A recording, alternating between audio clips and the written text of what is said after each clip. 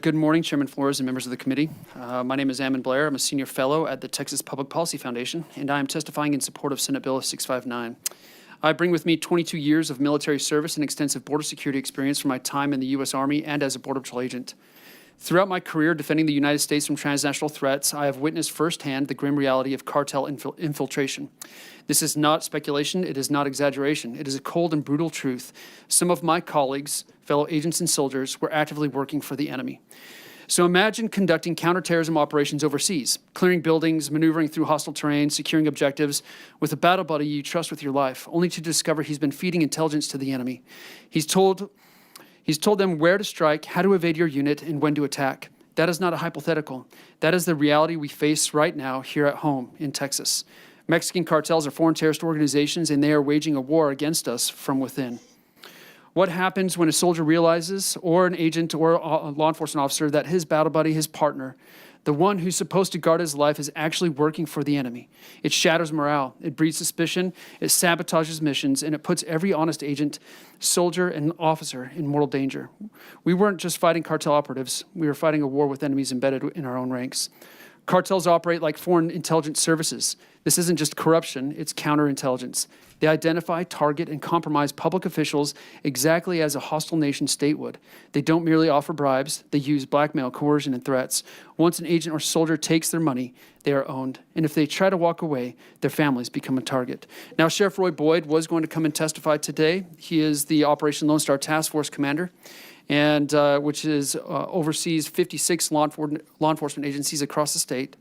And he asked me to share this testimony, or this story real quick, which is actually where I served as a Border Patrol agent.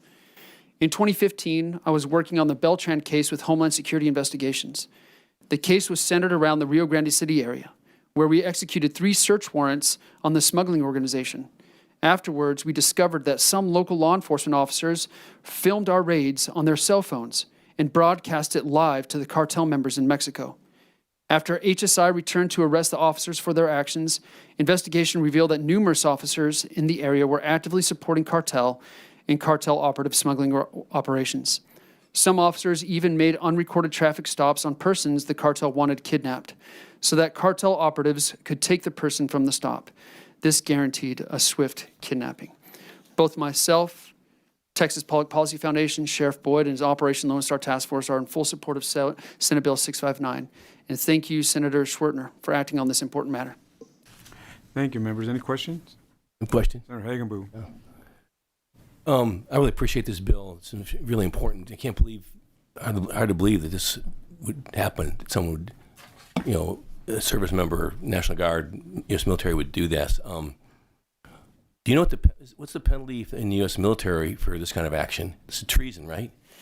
Yes, sir. Now that they're designated as foreign terrorist organizations, it is treason. But before, it wouldn't be counted as treason itself. It would just be counted as a misdemeanor, or whatever the state or federal penalty that they decide, whether that's the U.S. Attorney's Office or the state. What's the penalty in the U.S. military for treason?